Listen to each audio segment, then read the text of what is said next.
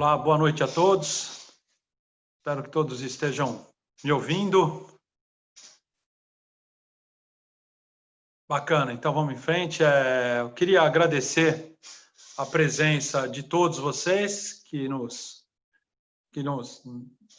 agraciam, né, com essa presença importante nesse dia para um assunto bastante relevante para o nosso tempo. Quero agradecer ao professor Roque, ao Paulo Sérgio e ao Cláudio, né, que estão aqui conosco hoje.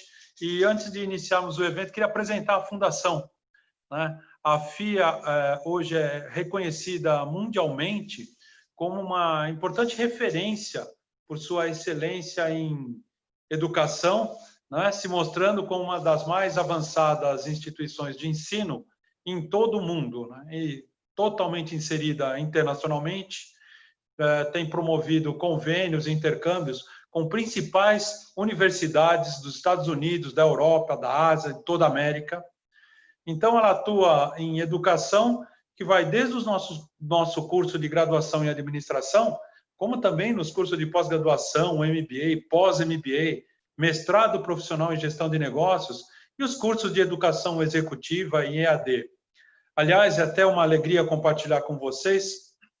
Na semana passada, o ranking World University Ranking, né, do Executive MBA, elaborado pela QS, apontou o MBA Executivo Internacional da FIA entre os 86 melhores do mundo, o segundo na América Latina e o primeiro do Brasil, o que demonstra essa nossa preocupação com a excelência da FIA no MBA internacional e, claro, né, em todos os cursos que a gente tem por aqui. A gente também atua até com destaque em projetos de consultoria. Nós temos aí 40 anos de estrada já, a FIA comemorou agora recentemente 40 anos, e já realizou mais de 8.000 projetos, né, com desenvolvimento e geração de conhecimento, inovações e estratégias transformadoras até para os profissionais, para as organizações, tanto públicas quanto privadas, né, terceiro setor, atuando assim em todo o país. Na área de pesquisa, a gente realiza uma série delas, por exemplo, o ranking de varejo, índice de credibilidade na Black Friday, a gente faz isso em parceria com o IBEVAR. Realizamos as pesquisas agora, né, que nós estamos chamando de FIA Employee Experience, as empresas mais incríveis para se trabalhar, né? E também temos feito o Empresas Mais, né, que é uma parceria feita com o Estadão, que elege as principais empresas no país, tanto nas questões de índices econômicos e financeiros, como também inovação e governança. No site da FIA, falando em pesquisa, vocês vão poder acompanhar 2 estudos recentes, feitos agora para esse nosso tempo, esse cenário atual, falando sobre quadros de referência, com uma profunda análise econômica na coronacrise, e um que saiu agora, essa semana, que está fresquinho, um estudo novinho mesmo, falando sobre o teletrabalho na e após coronacrise, para auxiliar todos os gestores. Por que tudo isso? Porque a gente entende que o mundo está numa transformação gigantesca, né, que requer de todos nós aqui da fundação, dos gestores, todos que estão aqui conosco, uma postura bastante inovadora para criar, para desenvolver esses novos cenários, ambientes que gerem oportunidades, que nos auxilia a superar os desafios, né, no estabelecimento dessa sociedade que deve estar coerente com esses novos tempos. E esse também é o objetivo desse evento, né, que, tendo isso em mente, né, e para não me alongar, eu gostaria já de partir para a apresentação do nosso mediador nesse encontro, o Cláudio Luraski. Então, Cláudio, seja bem-vindo, muito obrigado por você estar aqui conosco, é um grande prazer. O Cláudio é CEO do Grupo Altíssimo, conselheiro da Câmara Italiana de Comércio, do IBGC, o Instituto Brasileiro de Governança Corporativa, a Associação Comercial de São Paulo também. Economista, pós-graduado em Estratégia, Administração de Produção, Marketing e Finanças, também com MBAs em Finanças e Gestão. Business Administration na Wharton School, Consumer Neuroscience e Neuromarketing na Copenhagen Business School e Estratégia de Negócios pela Virginia University. Mais de 35 anos de experiência profissional em large accounts e CIAs abertas, né, companhias abertas, nas áreas de corporate finance, M&A, raising funds, finance, tax, gestão, desenvolvimento de negócios, management consult.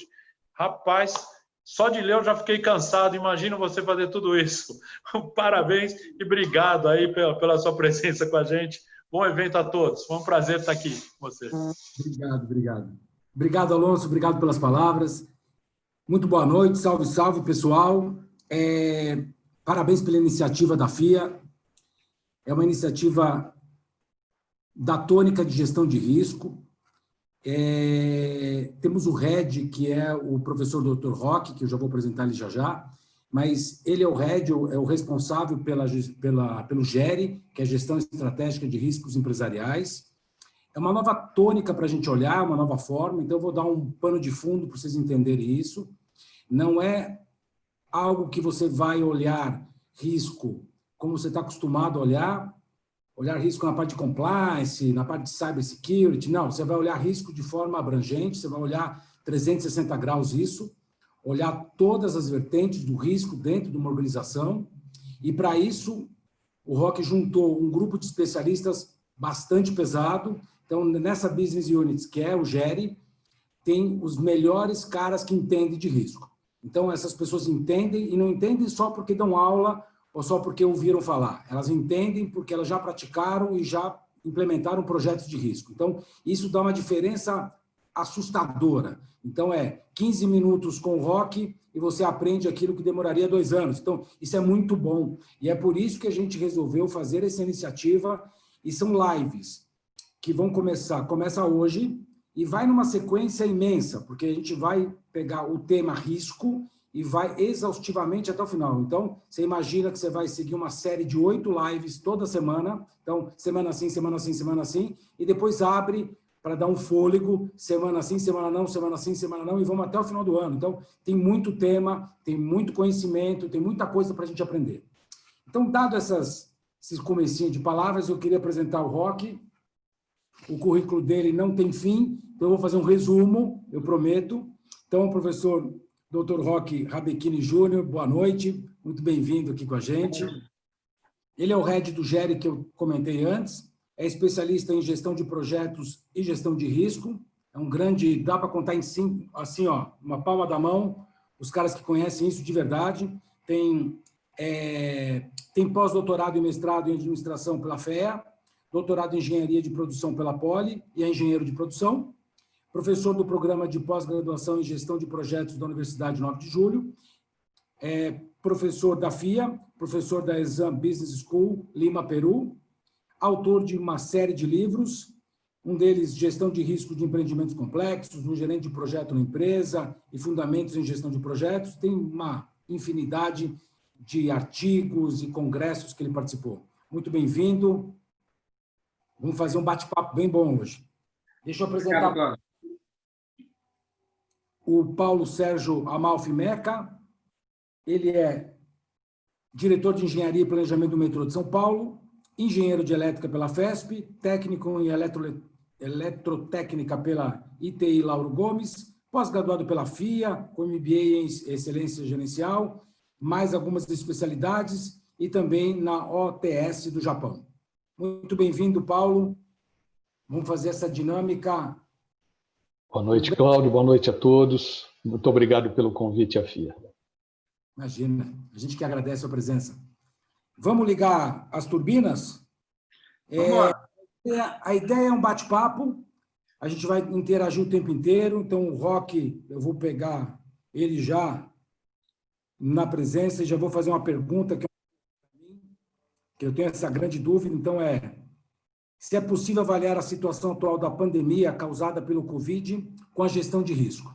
É um negócio genérico, grande, eu queria uma visão sua sobre isso. Legal. Obrigado, Cláudio. Obrigado à FIA, obrigado a todos. Boa noite aos que estão assistindo, as pessoas que estão interessadas nesse importante tema. E é justamente isso, a gente queria discutir um pouco de uma forma leve, né, sem se preocupar, por enquanto, né, com alguma pesquisa mais profunda, que a gente faz isso na universidade, mas eu acho que dá sim, viu Cláudio, para a gente pensar em olhar a gestão de risco, olhar a pandemia com o recorte da gestão de riscos. Na verdade, você está vendo aí todo dia na televisão, nas redes sociais, cada um fazendo o seu recorte, então a gente também pode fazer o recorte pela gestão de risco. Mas não é uma coisa simples, né? Porque são coisas muito imprevisíveis o que nós vimos. E essa imprevisibilidade mostrou, por exemplo, que a gente não dá devida atenção para as coisas, né? que precisaríamos ter dado mais. E depois ficou tudo muito... Parecia que tudo estava muito imprevisível, tudo invisível, e agora a gente está fazendo respostas rápidas, respostas imediatas para entender, até para a situação que a gente vive atualmente. Mas veja, a gente teve alguns indicadores, sim? A gente teve alguns indicadores e muitas vezes a gente não olha exatamente por esses indicadores. Se você lê os jornais, assim, há pouco tempo, estou falando pouco tempo, assim, uns 5 anos atrás, no dia 26 de janeiro de 2015, um asteroide de 325 metros de comprimento passou a cerca de 1.200.000 quilômetros da Terra. Os astrônomos jamais haviam observado algo desse tamanho se aproximar tanto. O impacto dele, né, liberaria uma energia equivalente a dezenas de bombas atômicas. Não seria suficiente para causar a extinção da vida da Terra. Mas olha que curiosidade, né? Um asteroide com alguns quilômetros de extensão semelhante caiu há 65 milhões de anos, onde hoje é o Golfo do México, extinguiu os dinossauros. 2 anos antes de 2015, né, em 2013, em fevereiro, um asteroide de 20 metros de comprimento só explodiu a 29 quilômetros de altura sobre uma cidade da Rússia. O impacto foi cerca de 1.500 pessoas feridas e milhares de edifícios danificados. O que eu quero chamar atenção com isto? São sinais que a gente está vendo e que as coisas estão acontecendo. No entanto, há uma resposta para isso, né? Ou seja, todo asteroide com mais de 150 metros de comprimento, que chega a menos de 7,5 milhões de quilômetros da órbita da Terra, é catalogado por uma União Astronômica Internacional como potencialmente perigoso. Ou seja, existe alguém tratando disto. Tá? Poderíamos ter alguma coisa em termos da pandemia, mas não.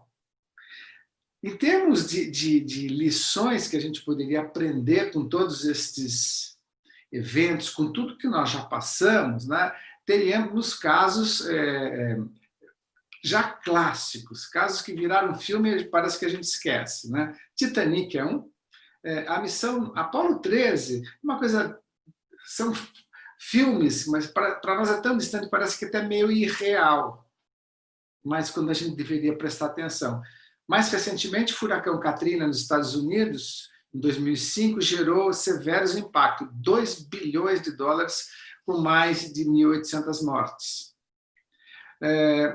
É preciso olhar os sinais, é preciso entender os sinais. E a gestão de risco que a gente propõe, né? Não é uma coisa, não existe, nós estamos propondo algo novo. Não, já existe. É questão de fazer uso para isso. Então, a gente pode olhar hoje a pandemia tendo como exemplos de vírus já que ocorreram. Além desses casos que eu citei, né, a gente conhece o Ebola, né, que espalhou por 3 países africanos e matou mais de 10 mil pessoas em pouco mais de um ano. O H1N1, originário da gripe espanhola, matou em menos de um ano 30 milhões de pessoas em 1918. É óbvio que a gente aprendeu alguma coisa com eles, mas muito pouco em relação ao que se pode fazer. Hoje, lavar as mãos é uma coisa que é natural, não precisaria ensinar, né? O uso de máscaras, o isolamento social, o distanciamento, tudo isso são questões que a gente aprendeu já com eles, mas são muito poucas essas questões. Né?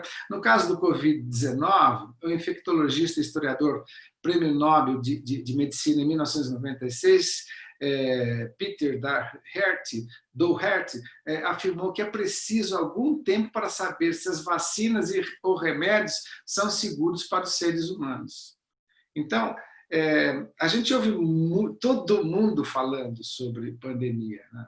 Você abre os jornais, se vê a televisão, cansa de falar sobre a epidemia, mas são poucas as entrevistas como esta, né, que falam efetivamente da previsibilidade, do entendimento do caso. Eu já tinha ouvido dizer no começo, em fevereiro, que daqui a 3 meses já tem uma vacina. Não tem, isso aí tem que obedecer todo o protocolo, existe todo um caminho a ser dado, né?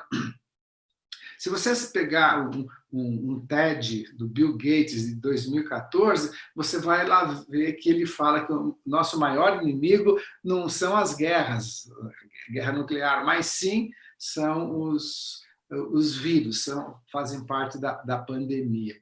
Quer dizer, esses são dados que a gente examina um pouco. Será que a gente não pode fazer nada? Quando você vê, mas a chance de ocorrência é muito baixa.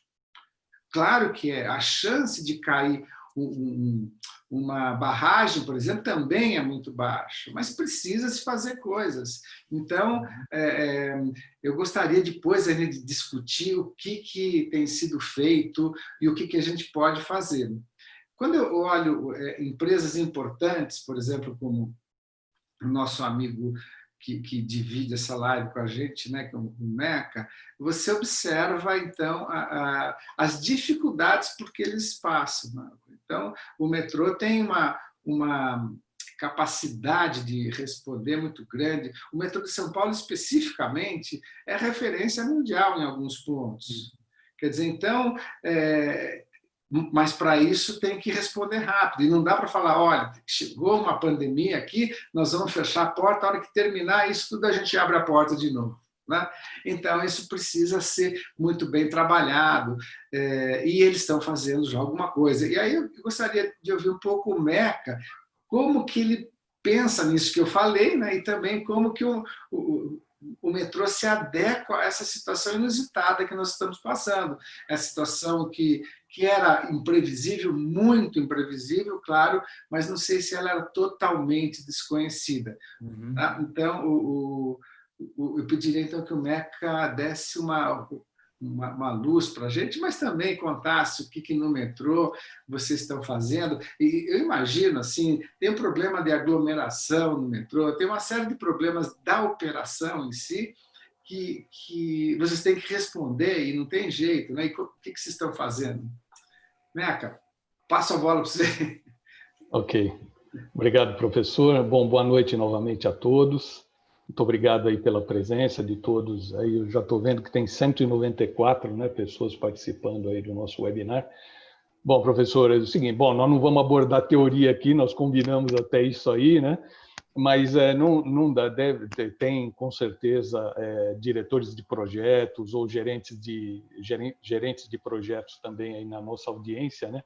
E nós, como gestores, né, seja de um negócio, de uma empresa, de qualquer empreendimento, a questão de analisar os riscos, né, de montar uma matriz de risco, um mapa de riscos e depois fazer os seus planos de ações, né, o plano de respostas a riscos. Por mais que a gente levasse eventualmente em consideração, ou colocasse no mapa de riscos a possibilidade de uma pandemia, de um evento natural qualquer, né? O professor citou aí o caso de Brumadinho, né? O caso da Vale, com 2 ocorrências, né? Que, embora com probabilidade muito baixa de ocorrer, mas impacto enorme, né? Então, como a gente, gestor de projeto, você pega lá aquele famoso gráfico, né, de probabilidade de impacto, coloca lá as possibilidades e analisa, mas eu duvido que alguém, em sã consciência, apesar de concordar que daqui para frente as pessoas vão olhar de forma diferente quando forem analisar esse risco de pandemia, né? Mas ninguém, eu acho que teria colocado isso como uma mitigação a ser feita ou aprovisionar algum tipo de recurso de contingenciamento acho que seria muito pouco provável, né, que isso acontecesse. E nós, invariavelmente, no metrô, apesar da gente trabalhar muito com essa questão de gestão de riscos, né, afinal de contas, não só com uma operação importantíssima, mas com as nossas obras também de expansão do sistema, né? Mas, para contar um pouquinho da nossa experiência, do que aconteceu, o que vem acontecendo, na verdade, né, com toda essa questão da pandemia, eu diria até que nós fomos pegos de surpresa, por mais que já no início do ano a gente tivesse sabido, né, ouvido o que estava acontecendo, principalmente na Ásia e um pouco na Europa também, né? Mas a decretação, eu diria, da quarentena a partir de março, né, quando esse vírus efetivamente se instalou aqui no Brasil, nós tivemos a consequência muito grande para o metrô, né? Rapidamente a nossa demanda de transporte ela caiu brutalmente, né? Nós chegamos a ter aí uma perda de passageiros na ordem de 80% mais ou menos. Pra vocês terem uma ideia, somadas as 6 linhas, aí eu vou contar também das 2 linhas que são operadas pelo privado, né? No caso a CCR. Mas a gente chegou a transportar antes da pandemia 5.300.000 passageiros dia. Nas primeiras semanas da decretação da quarentena, isso caiu para em torno de 1 milhão de passageiros. Tá? Então, vocês imaginam isso, o que representou, inclusive na questão da nossa arrecadação, né? Porque não só na arrecadação tarifária nossa, mas também como nós temos empreendimentos dos quais o metrô participa, a gente tem comércio nas estações, lojas, nós temos participação em shopping centers, né? São 5 shopping centers que o metrô tem algum tipo de participação como concessionário, né? E então tudo isso veio de uma vez, né? E nós tivemos então que tomar uma série de medidas, né? Agora, o professor citou aí o seguinte: bom, nós íamos parar, chegou o momento de discutir o seguinte: vamos parar uma linha de metrô por conta da questão da aglomeração? Bom, tá bom, podíamos decidir parar, mas nós temos uma missão que é social, de transportar as pessoas. Então, imagina, no auge da pandemia, os médicos, enfermeiros, profissionais em geral de saúde, segurança, gente que trabalha em empresas de abastecimento, né, em supermercados, feiras, etc. Imagina como que seria se a gente simplesmente parasse de transportar as pessoas, né? Então, o que a gente fez foi o seguinte: não podemos parar, a empresa tinha essa convicção, né? E nós dissemos assim: bom, nós vamos ter que, então, bolar alguma coisa, como é que nós vamos enfrentar? Então, tivemos que rever todo o nosso planejamento de risco com a situação instaurada da pandemia, né? E começamos, então, a ver o que a gente ia aplicar. Então, a primeira medida rápida, né, no que diz respeito aos nossos funcionários, foi afastar as pessoas que estavam no grupo de risco, com idade acima de 60 anos, ou que já tivesse alguma doença pré-existente, doenças cardíacas, respiratórias, né, que pudessem ser agravadas com a questão do vírus, né? Nós colocamos rapidamente também, essa foi decisão, por isso que acho que foi legal, porque foi muito rápida a decisão de colocar todos os nossos colaboradores que tinham alguma função que não era de linha de frente, seja da operação ou da implantação das nossas obras de expansão, colocá-los em home office. Então, rapidamente também a gente fez isso. Outra coisa, as pessoas que tinham que ficar na linha de frente, nós tínhamos que aparelhá-los adequadamente, né, para não estarem sujeitos, né, a contrair a doença. Então, a aplicação de EPIs, rapidamente também a gente foi atrás da questão dos EPIs, né? Testagem, aí uma determinada época a gente acabou acertando, inclusive a nossa própria instituição que cuida da assistência médica dos nossos colaboradores fez um convênio com o laboratório para, inclusive, ir na casa dos nossos colaboradores para coletar, se caso alguém tivesse uma suspeita, né, de ter contraído o vírus, ou com sintomas e tudo mais. Então, a gente foi por essa linha, né? Mas não bastou só pensar nos nossos colaboradores. Bom, se nós vamos manter o sistema aberto, como é que nós vamos evitar aglomeração? Como é que nós vamos dar uma condição mais ou menos segura, né? Porque esse vírus é uma coisa totalmente nova, ninguém sabia direito exatamente a reação que teríamos em relação a ele, como efetivamente tratar essa questão, né? Então, nós passamos também a implementar nas estações um sistema de limpeza mais eficiente, né? Cuidados com corrimão de escadas, escadas rolantes, nas áreas em que os usuários tinham maior contato, né? Incentivar o uso de máscaras, não é? Para mesmo com não sendo ainda obrigatório, como foi há pouco tempo atrás, não é?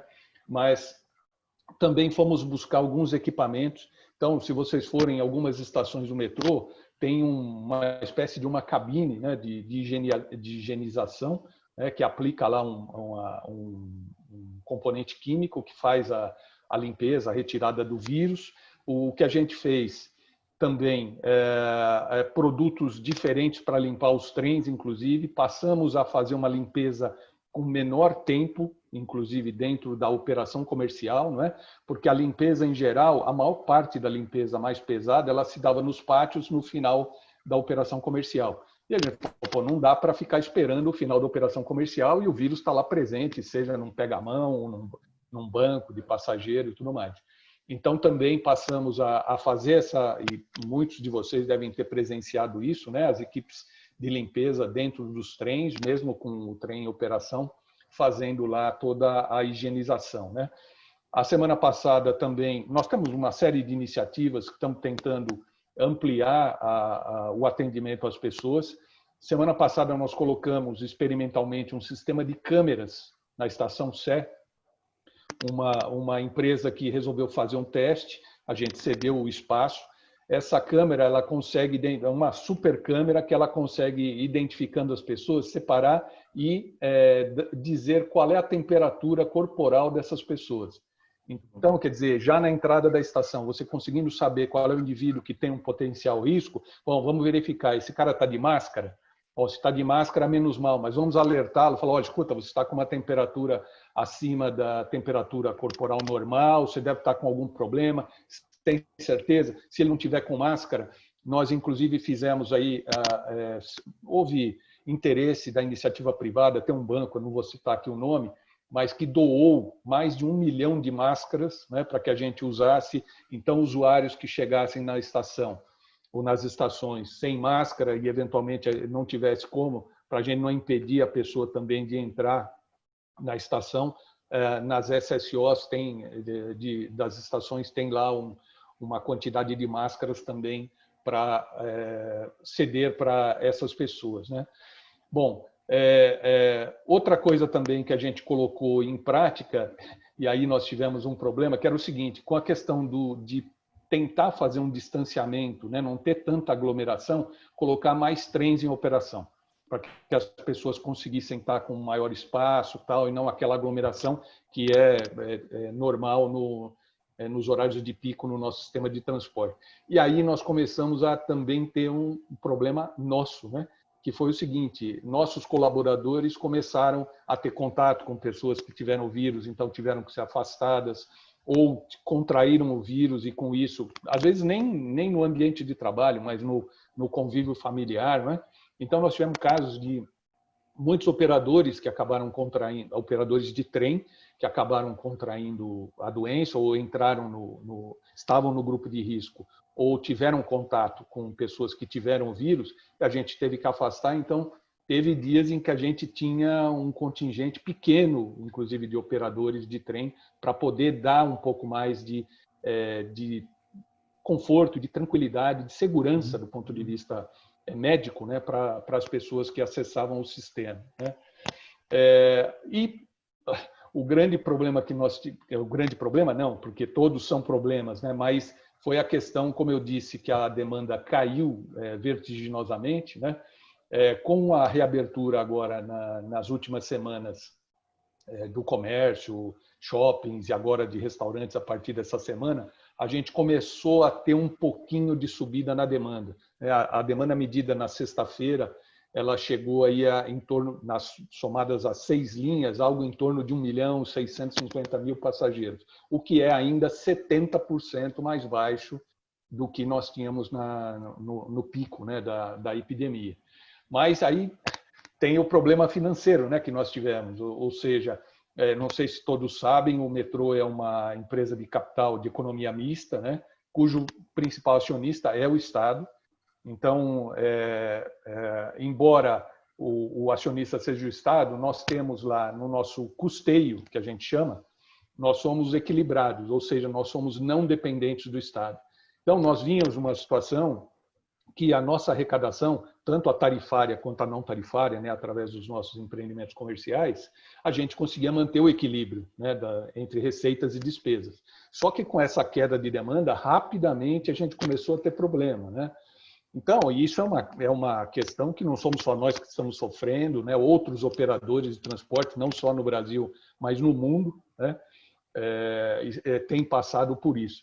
A gente não sabe exatamente quanto tempo ainda vai demorar para essa demanda subir. A gente tem aí um chute, eu diria, uma estimativa de que até o final do ano, início do ano que vem, ainda a demanda vai subir muito lentamente. Então, nós vamos ter sérios problemas, né, para manter as nossas contas. E aí nós tivemos que fazer tudo que estava ao nosso alcance, renegociar contratos, né? Contratos de energia, que são o nosso principal insumo. Hoje, nossos principais contratos são de energia, né? A gente tentou negociar, mas eles também tinham um problema, né? Que eles também compram energia de alguém, que por sua vez gera. Então, viram uma cascata muito difícil de ser controlada, né? Mas, assim, eu procurei dar um panorama da questão do...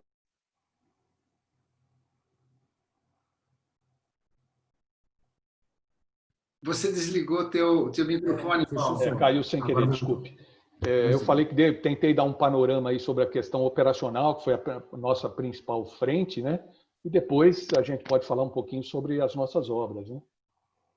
Não, muito bom isso. Você vê que é sempre o mesmo problema. Ó. Apesar de ter, óbvio que sempre vai existir o cisne negro no meio dos negócios e a gente acaba não enxergando ele. Mas se a gente seguir os sinais, a gente acaba vendo onde ele está e consegue montar. O caso do Paulo é perfeito, porque você pode ver que ele tem uma gestão de risco montada. Então, imagina se ele não tivesse. Ele faria nem 1% do que ele fez. Então, isso muda completamente a visão, porque se você não tem a gestão de risco montada, podia vir o que fosse, que você ia olhar e falar assim, agora vou para onde? Então, não sabe se vai para a direita, vai para a esquerda. Em vez, não, o Paulo, o que ele tem? Veio o coronavírus, ok, não sei bem o que é, mas está aqui. Quais são os planos que eu posso executar? Porque eu tenho uma malha montada. Então, eu sei para onde que eu vou, mesmo tendo as maiores dificuldades. É perfeito, isso é muito bom isso. Isso dá para ver que tem solução, né? E até te perguntar isso, Roque. Então, olhando isso, a gente pode vislumbrar alguma solução para esse tipo de coisa? E quais tipos de soluções você acredita do começo que a empresa deveria fazer para colocar isso como regra e como na agenda das empresas? Bom, nós não podemos esquecer, Cláudio, que nós estamos trabalhando com a questão da incerteza, né? Toda essa questão de gestão de riscos se fala de incerteza, se diz que nós estamos no campo da incerteza. Então, nada dá para afirmar, a gente tem que ir tentando, pode acontecer, não pode.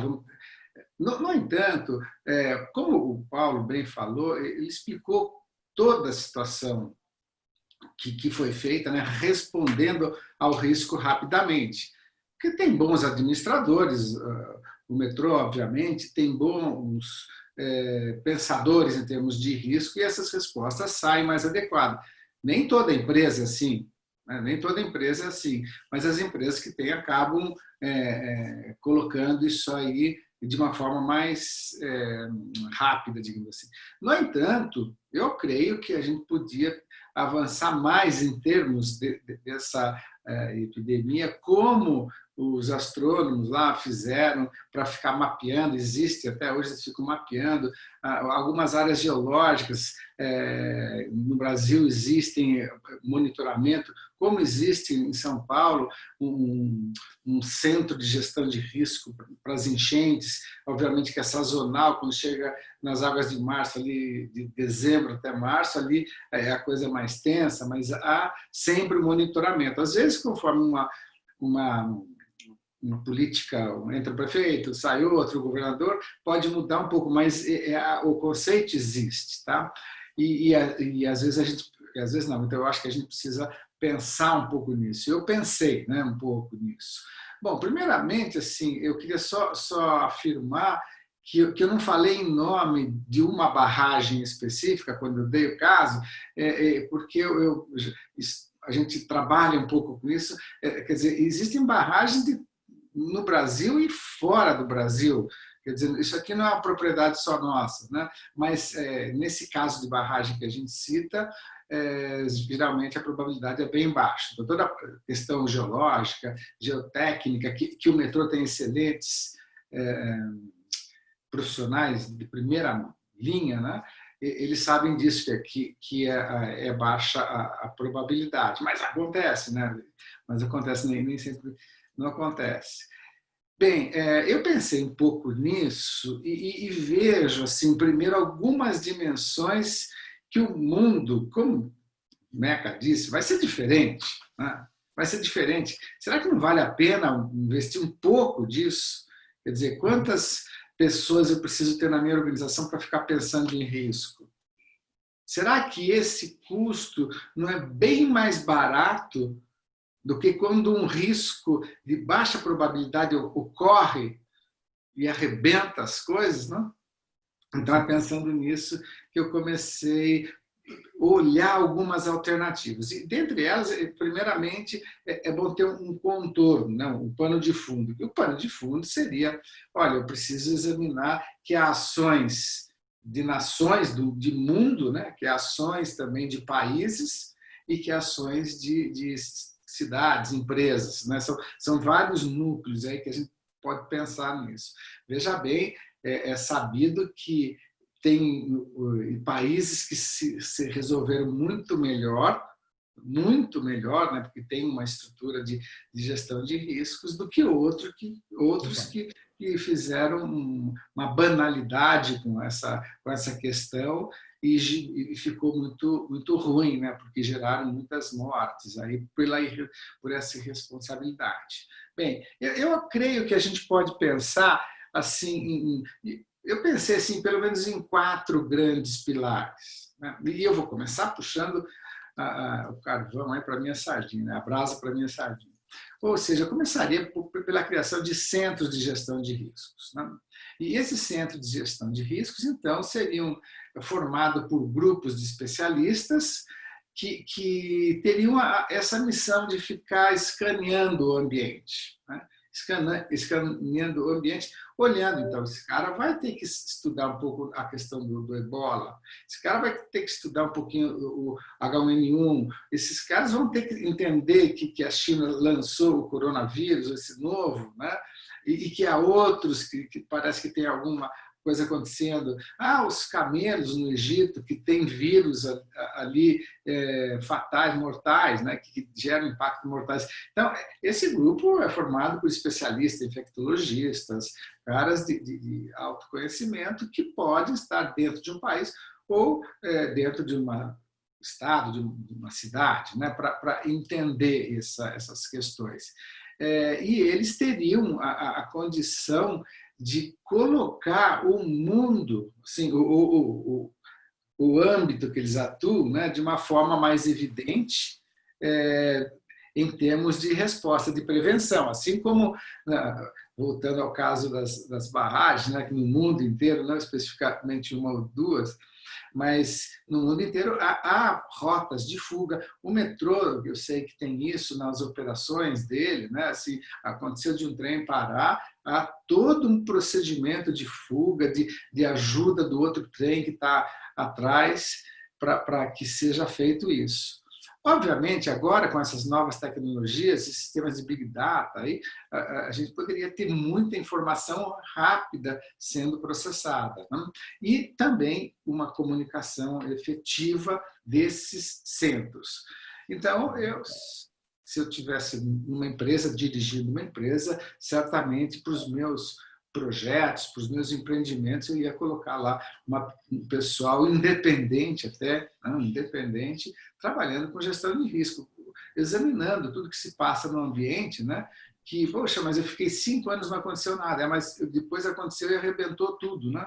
Então, Sim. talvez, se você tivesse pensado, você teria previsto algumas coisas mais interessantes. Esse eu chamo do primeiro pilar, né? O primeiro pilar é a criação desses centros. Concomitantemente à criação desses centros, não tem jeito. Pesquisa e desenvolvimento, na inovação, tem que ser investido.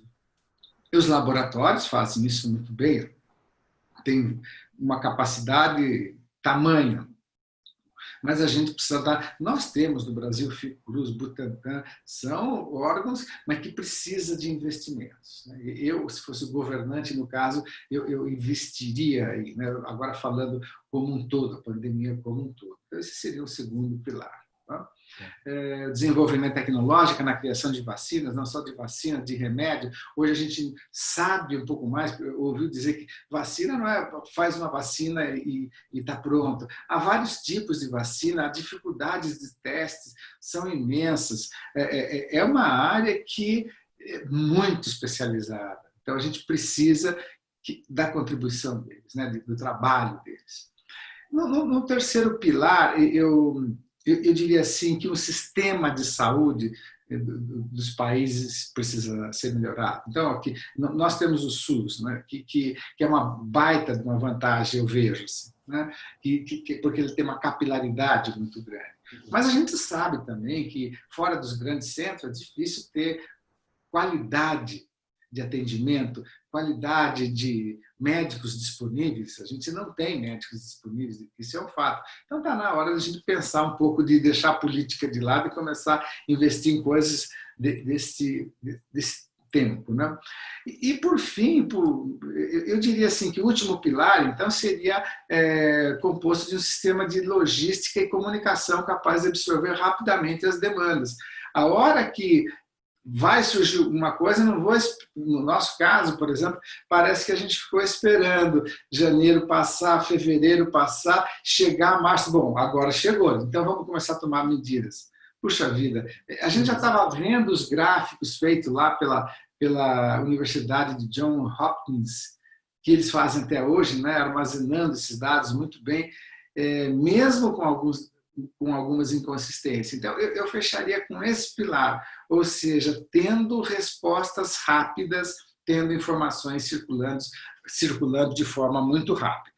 Bom, dado este panorama, a gente podia pensar um pouco no que as empresas estão fazendo, como que elas estão preparadas, né? Eu vejo mesmo o metrô como se fossem duas empresas, né? Uma de operação, né? E outra de expansão de obras, de empreendimentos. Então, eu queria jogar uma pergunta para o Paulo aí, quais são esses pilares, né, que vocês propõem lá no metrô, principalmente agora olhando um pouco as expansões, os empreendimentos também, obviamente, sem deixar de lado a operação. É fato isso que eu disse, né, Paulo? Vocês têm uma reação a uma falha, a algum evento muito bem resolvido, não é isso? Sim, professor, é verdade. E eu queria até dizer uma coisa, né? Você estava aí falando da questão dos 4 pilares, né? E no metrô de São Paulo, eu diria que na última década, e você é testemunha disso, porque você tem nos ajudado na questão da implementação das ferramentas, né, de gerenciamento de projetos, não só nos nossos empreendimentos, mas na empresa em geral, né? E eu diria o seguinte: é tão importante gerenciar riscos que eu, como gerente de projeto, né, eu diria o seguinte, que das disciplinas de gerenciamento de projetos, depois o planejamento, para mim, é a mais importante. Porque fazer uma boa gestão dos riscos pode definir o sucesso ou o insucesso do seu projeto, do seu empreendimento, do seu negócio, etc. Então, o metrô tem investido muito nisso, inclusive na questão de riscos corporativos, tá certo? Com criação de comitê de riscos corporativos, isso já está a nível de conselho de administração, inclusive, né? A gente trouxe um cara um bambambam de mercado, um cara que veio com uma cultura realmente de gestão de riscos corporativos. Então, não é só nas nossas obras, na nossa operação, não. A empresa em si ela está ganhando corpo, né, com uma cultura de gestão de riscos realmente que a gente nunca teve, assim, de forma profissional, eu diria, né? De forma profissional, né? Agora, na questão falar um pouquinho das nossas obras, né? Bom, assim como no caso da operação, não tinha nada que determinasse para a gente que a gente deveria paralisar as obras. Houve, inclusive, muitos questionamentos dos nossos contratados. Poxa, aí com essa pandemia toda, como é que vai ser? O metrô está pensando em tomar alguma iniciativa, suspender os contratos, parar as obras? Não, né? Até porque é o seguinte, eu entendo, né, e eu acho que isso é fato, que em empreendimentos como de obras, grandes obras de engenharia, né, a cultura de gestão de riscos, de lidar com riscos, é muito forte, né? Basta ver que o uso de EPI é uma coisa normal, né? Um ambiente normal, você vê gente com máscara, com luva, com bota e com outros equipamentos, dependendo do tipo de obra que realiza, né? Então, nós tomamos a iniciativa de não parar nenhuma obra. Obviamente que os contratados, os nossos contratados, né, os nossos empreiteiros ou fornecedores de equipamentos e obras, insumos, qualquer eles que sejam, né, poderiam tomar essa iniciativa. E apenas em uma obra, foi a obra da Estação Morumbi da linha 17, que nós tivemos um pedido de paralisação, né, na verdade, uma comunicação de paralisação da empreiteira que estava trabalhando nessa estação do monotrilho, lá na Marginal Pinheiros, né, junto à estação homônima Morumbi da CPTM, e foi o único que efetivamente paralisou. Paralisou por 45, 50 dias, se não me engano, né? Eu acho até que foi uma medida precipitada, eu diria, com aquele negócio de ninguém saber direito como ia lidar com isso, né? E muita gente falando que os sistemas de transportes iam parar, né, de municípios da região metropolitana, que as empresas não iam ter como manter os funcionários trabalhando. Então, deu aquele famoso choque, né? Eu acho que um choque mesmo em algumas das empresas, e eles acabaram adotando essa premissa, mas depois voltaram, assim que a situação melhorou, voltaram. Tanto é que estão tocando bem as obras. As demais obras, obviamente, embora não tenham parado, acabaram sofrendo algum tipo de inconveniente, né? Porque tem questão de insumos também para obras, né? Você tem fornecimento de aço, de areia, de concreto, estruturas, né, que são necessárias. Então, toda essa cadeia acabou sendo, de alguma forma, afetada. Mas houve um esforço muito grande dos contratados em manter as obras de pé, nossos também, obviamente que tomando todos os cuidados. Então, nós revimos todo o nosso planejamento de riscos, né, todo o plano de ação, conversamos muito com esses nossos contratados para que a gente conseguisse, em conjunto, adotar medidas que fossem boas para eles, darem continuidade, né, e proteger os seus empregados, como também das nossas equipes, né? Porque nós também temos gente, engenheiros técnicos, que fiscalizam a execução das obras, né? Que acompanham testes em fábrica, acompanham testes no campo, né? Então, toda a equipe nossa que não era essencial, né? A gente colocou também, assim como dos demais funcionários técnico-administrativos, nós colocamos também em home office, né? Mas o pessoal de campo efetivamente continuou, exceto aqueles que estavam no grupo de risco, que a gente teve que afastar, não teve outro jeito. Tomamos medidas para rapidamente diagnosticado algum caso nas obras, porque lá não tem jeito, você está num túnel, tem 500 pessoas trabalhando lá dentro, né? Uma pessoa contaminada, rapidamente ela pode passar isso para os demais. Então, afastar rapidamente também as pessoas que estivessem nessa condição, né? Então, de certa forma, a gente tem tocado isso até agora. O grande problema que vem também, que eu citei lá, que o metrô é uma empresa não dependente do Estado, do ponto de vista do seu custeio, né, da sua operação desculpem, e manutenção, mas no que diz respeito aos nossos empreendimentos de expansão, né, a construção de novas linhas, de novos trechos, a gente depende fundamentalmente do governo ou de financiamentos, né? Então, aqueles empreendimentos que nós tínhamos financiamentos com o Banco Mundial, Banco Interamericano de Desenvolvimento, com a Cooperação Andina de Fomento, Caixa Econômica Federal, BNDES, nós tínhamos financiamento, mas já terminou. A gente conseguiu tocar bem as obras, porque basicamente esses recursos eles não sofreram nenhum tipo de interrupção. Só que é o seguinte, o governo do Estado, e isso a gente entende, sofreu como todo mundo. Quer dizer, com a questão o comércio, indústria e serviços que tiveram uma parada, a arrecadação do Estado acabou diminuindo também. Então, naquelas obras em que a gente precisa, basicamente, de recurso do Tesouro do Estado, a gente tem encontrado algumas dificuldades.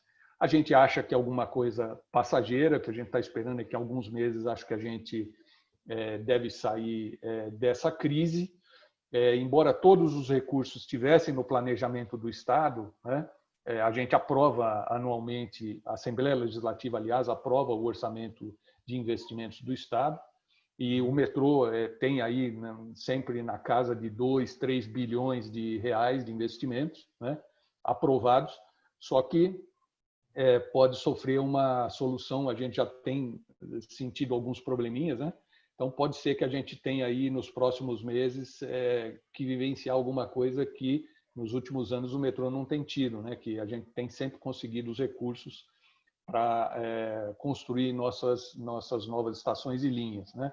Mas isso está fazendo com que a gente reveja, inclusive, o planejamento de metas, né? Quer dizer, se estamos tendo algum tipo de dificuldade, basicamente nós vamos ter que rever as nossas metas de inauguração e assim por diante. E nos preparar, isso faz parte também da gestão de riscos, que é a questão de se preparar para eventuais pleitos dos nossos contratados, né? Isso faz parte também. E vamos ver como é que isso tudo vai terminar. Acho que foi um bom panorama que você deu nas duas questões que nós discutimos, e eu acho que isso é muito feliz, e eu ressalto aqui essa mudança, como você disse, eu conheço o metrô nessa seriedade dele, e a hora que ele se diz que vai implantar a gestão de projetos, eu lembro que ele implementou de fato, né? E eu presenciei isso, e agora essa cultura de gestão de risco também, eu acho que é importante. Só complementando o que o Meca falou, que ele acha que gestão de risco é como se fosse, entre as áreas de gestão de projetos, gestão de risco é mais importante. Meca, eu já ouvi dizer que gestão de risco é a área essencial de gestão de risco. A gestão de risco é a área essencial de gestão de projetos. E também que a gestão de risco ela acaba funcionando independente. Ela é tão importante que ela tem vida própria. Tá? Então, independente da questão de segurança que é tocada, já como você falou das máscaras, tal, mas a gestão de risco é algo mais prospectivo. E essa cultura ela pode estar independente da gestão de projetos, ter uma cultura própria que pode se espalhar como um vírus, mas positivamente nesse caso, né? Boa, é isso mesmo, é isso mesmo. Não, muito bom isso. Gente, a gente está faltando uns 7 minutos para a gente terminar a nossa live. Eu estou aqui com uma tonelada de perguntas, mas deixa eu pegar alguma que o Paulo não tenha respondido. Eu vou somar essas duas aqui, por causa do tempo, e eu vou endereçar essa pergunta para o Paulo, que é o seguinte: por que a tomada, ou seja, por que as ações de correção de rota em cima da gestão de risco no metrô foi tão rápida? Por que você conseguiu ter manobras eficientes e foi bem rápido nisso? Isso é uma pergunta, porque a gente sabe, né, que o metrô tem vários protocolos, né? Se acontece isso para aquilo, que nem o Roque falou, se acontece alguma coisa na linha, a linha diminui de velocidade, a coisa vai para frente. Então, a gente já, que convive com o metrô, a gente já sabe disso. Mas, como a pandemia é uma coisa nova, como é que ele fez isso tão rápido? O que deu para ele, não só a matriz, tem que ter um processo desenhado, algo que fez com que ele tomasse a gestão rápida disso. Desculpa. Bom, Cláudio, obrigado pela pergunta. Primeira coisa é o seguinte, rapidamente, a gente tomou algumas decisões. A primeira delas foi o seguinte: instituir um comitê de crise. Então, essa foi a primeira medida, instituir um comitê de crise, a diretoria está junto com esse comitê de crise para discutir quais ações que nós tomaríamos, né? E tem uma coisa que eu não sei se todos sabem, então, os que são do ramo metroferroviário até acho que sabem, mas é o seguinte, como nós não sabíamos direito como combater isso aí, nós fomos buscar experiência com outros metrôs, né? Como eu disse, na Ásia já tinha acontecido no começo do ano, depois passou pela Europa, e quando chegou no Brasil, quer dizer, alguns metrôs e ferrovias já tinham passado por essa experiência. E o metrô de São Paulo, ele é membro de diversos comitês internacionais, né? Um deles, inclusive o principal, eu coloco isso como sendo o principal, é o chamado COMET, que é um comitê de metrôs, né? Ele tem, eu vou falar só do COMET, não vou falar do NOVA, que é um outro grupo agregado, mas ele tem os 19, é composto pelos 19 metrôs de maior movimento de transporte do mundo. Para fazer parte desse comitê de metrôs, você tem que transportar, no mínimo, 500 milhões de passageiros por ano. Então, são só 19 metrôs no mundo que têm essa não diria capacidade, mas que conseguem fazer isso. Para participar desse comitê, não basta você ter uma rede extensa. Na verdade, é medida pela quantidade de passageiros que você transporta. Então, embora a nossa rede seja uma rede ainda pequena pelo que a gente planeja fazer, mas a gente transporta muita gente, né? E nós somos muito conceituados lá. Então, a gente foi buscar experiências com esse grupo do COMET, né? Como é que eles estavam fazendo para tratar a questão de limpeza das estações, os cuidados, EPIs, etc. O que matava o tal do vírus, né? Que era uma questão que a gente tinha dúvida. Fomos buscar também numa outra associação, que é chamada de ALAMIS, que é a Associação Latino-Americana de Metrôs e Ferrovias, né? Ela é composta basicamente por países de língua espanhola e portuguesa. Então, tem aqui metrôs e ferrovias, grandes transportadores ferroviários da América Latina e de Portugal e Espanha. Também pegamos a experiência com eles. E de uma associação que é chamada de UITP, União Internacional de Transportes Públicos, em que o metrô tem uma cadeira lá, né? E ela não tem só, na verdade, operadores, tem também gente que fornece equipamentos, pesquisadores, universidades. Então, a gente também foi ouvir desse pessoal quais eram as experiências que eles tinham tido e como é que eles estavam lidando com isso, né? E o interessante é o seguinte, e isso a gente acabou trazendo, de certa forma, para cá, que as medidas que a gente adotou acabaram caindo bem para a população, né? Para os nossos passageiros, elas caíram bem. Inclusive, a semana passada, o nosso diretor de operação, junto com a área de contato com os usuários, né, trouxe uma pesquisa que foi feita se não me engano, foi acho que em torno de 500 pessoas, eu não lembro o número exato, né? Mas justamente as pessoas mostraram corroboraram, né, de que o metrô estava tomando medidas assertivas, né? E, inclusive, colocaram, por incrível que pareça, né, o metrô, quanto ao risco de contágio, atrás de hospitais, obviamente, né, que isso não teria como, mas restaurantes, shoppings, lojas, os próprios sistemas de ônibus, sistema de trens de outros parceiros, feiras livres e etc., né? Então, mostrou que a gente acertou nas medidas, né? E, inclusive, semana passada eu estava acompanhando um webinar como esse daqui, promovido pela ANP Trilhos, que é a Associação Nacional que agrega os operadores de sistemas de transporte sobre trilhos no Brasil. E uma das pessoas que estava nesse webinar comentou de uma pesquisa que foi feita no Japão, em que eles avaliaram, né, como que os sistemas metroferroviários estavam respondendo a isso e que não tinha, assim, do ponto de vista de disseminação e contágio, a sensação que as pessoas tinham realmente de que os cuidados que estavam sendo tomados eram suficientes para evitar que, embora com aglomeração, com alta quantidade de pessoas no sistema de transporte, as pessoas se sentiam mais seguras, por incrível que pareça, do que às vezes dentro de um restaurante ou de um shopping, né? Então, isso é interessante isso. E como gestão de riscos não é só tratar de ameaças, e aí o professor foi meu professor, né? E hoje, se eu gosto tanto de gerenciamento de projetos, ele tem um pouco de culpa nisso, né? Que foi meu professor na FIA. Gerir risco não é só tratar de ameaças, é de oportunidades. E aí nós vimos, justamente nessas ações que estamos tomando, oportunidades de melhoria nos nossos processos, seja no processo de limpeza, nas tratativas com o usuário, no uso de equipamentos, de EPIs, né?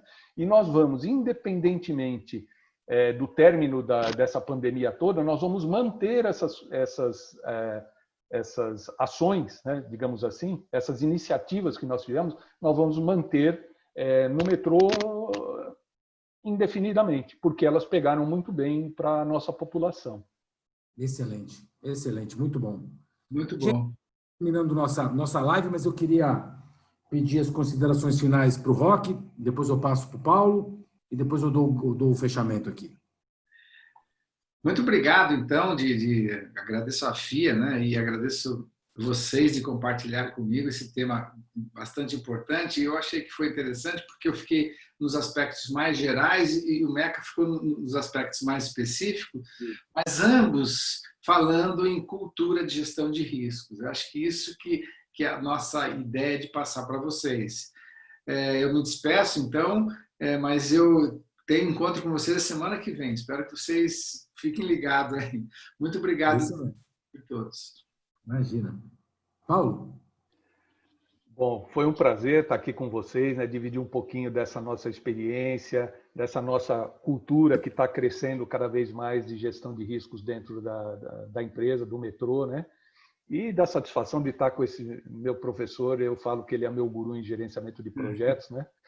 E agradecer à FIA por essa oportunidade e a você, Cláudio, pelas suas intervenções. Muito obrigado. Obrigado a todos e obrigado a todos aqueles que estiveram nos acompanhando aqui nessa uma horinha, né? Completamos uma hora. Tá bom? Muito obrigado. Passou rápido. Obrigado, Paulo. Obrigado, Roque. E deixa eu só dar um recado para o pessoal que ainda está ligado na live. Lembra, toda semana tem uma live falando de risco. E cada vez assuntos diferentes serão abordados. Na próxima live, se quiser anotar aí, é a gestão de risco em grandes obras.